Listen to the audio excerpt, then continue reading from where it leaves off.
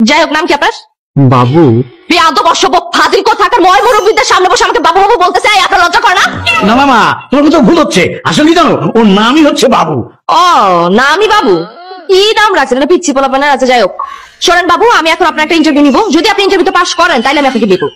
অসম্ভব, আমার ছেলে ইন্টারভিউ দিয়ে বিয়ে করবে না। আরে বিয়েতে ইন্টারভিউ দেয় মেয়েরা, আমার ছেলে কেন দেবে? Quite impossible and fixed and final, আমার ছেলে ইন্টারভিউ দিয়ে বিয়ে করবে না।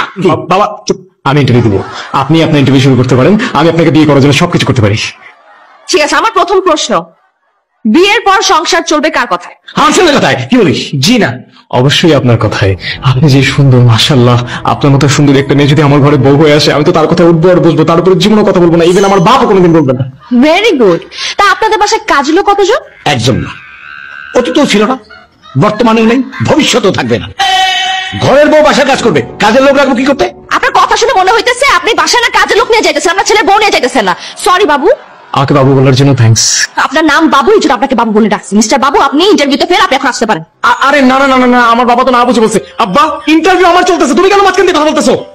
দেখেন, আপনি যদি আমাকে বিয়ে করে আমার বাসায় আসেন, আপনার জন্য বাসায় 3টা কাজের লোক রাখা হবে। একজন শুধু আপনার দেখাশোনা করবে, দ্বিতীয়জন আপনার জন্য রান্নাবান্না করবে, আর তৃতীয়জন আপনার কাপড় চোপড় ধুয়ে দিবে। আর একজন রাখবি কোলে নিয়ে ঘোরার জন্য। সেটার জন্য কাজের লোক লাগবে, সেটা আমি করবি।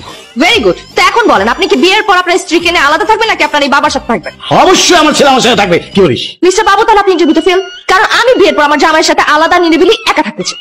সোনিয়া, আপনি কোনো চিন্তা করবেন না, বিয়ের পর আপনি আর আমি আলাদাই থাকবো। আমার ইন্টারভিউ মোটামুটি শেষ।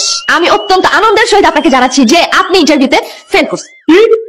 আমি তো আপনার কথা মতো সবকিছুতে হ্যাঁ হ্যাঁ বললাম, কিন্তু তারপর আমি ইন্টারভিউতে ফেল কেন? হ্যাঁ হ্যাঁ করছেন দেখি তো ইন্টারভিউতে ফেল করছেন। আমি আপনাকে বললাম বিয়ের পর সংসার চলবে কার কথা, আপনি বলেন আমার কথা। কেন রে ভাই, বিয়ের পর সংসার যদি কোনো একটা মেয়ের কথা চলে, সেই সংসার তো অশান্তিই থাকবে, কারণ মেয়েদের মাথা তো বুদ্ধি কম থাকে। তারপরে আপনাকে জিজ্ঞেস করলাম যে আপনার বাসায় কয়জন কাজের লোক থাকে, আপনি বলেন আমার জন্য নাকি 3 জন আপনি কাজের লোক রাখেন। 3 জন কাজের লোক কেন রাখবেন আপনি? তাহলে বিয়ে করতেছেন কেন? আপনি বিয়ের পর যদি কাজের মেয়ে 3 জনকে রেখে আপনার বউর একদম মাথার উপরে করে রাখেন, তাহলে তো সেই সংসার তো সুখের হবে না। তারপর আপনি কি বললেন? আপনি বিয়ের পরে আপনার বাপকে রেখে বউর সাথে আলাদা থাকবেন। যেই ছেলে বউ পেয়ে বাপকে ভুলে যায়, বাপকে রেখে বউর সাথে আলাদা থাকে, সেই ছেলে বিয়ের পর বউকে রেখে অন্য একটা মেয়ের কাছে চলে যেতে পারে, তাই না? দেখেন, বিয়ে করার জন্য যতটুকু ভরসার দরকার আছে সেই ভরসাটা আপনার উপর আমার আসে নাই, সো আমি আপনাকে বিয়ে করতে পারতেছি না, আপনি এখন আসতে পারেন। কিন্তু আমি তো সব আপনার পক্ষে কথা বলছি, কিন্তু আমি তো বুঝি নাই আপনি আমার পরীক্ষা নিতেছেন। এই কথাটা বললেন, আপনি প্রমাণ করে দিলেন যে আপনার মাথার মধ্যে আল্লাহ কিচ্ছু দেয় না, বুদ্ধি আছে না, কোনো গিল্ল আছে না, কিচ্ছু আছে। মা, এই মানুষটাকে আমার চোখের সামনে থেকে সরা, আমার ওনার দেখতে ইচ্ছে করছে। প্লিজ আপনারা বেরোন। এই যে এখনো দাঁড়ায় আছেন কেন? যান, ছেলে কেন জানে কেন দেখে?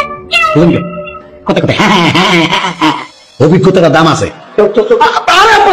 আমি মেয়েকে বিয়ে করবো, আমি মেয়েকে বিয়ে না করবো, কথা বলতে চলে না। আরে আরে এখনই হাত ধরে কাটে উঠবে, বেরোন।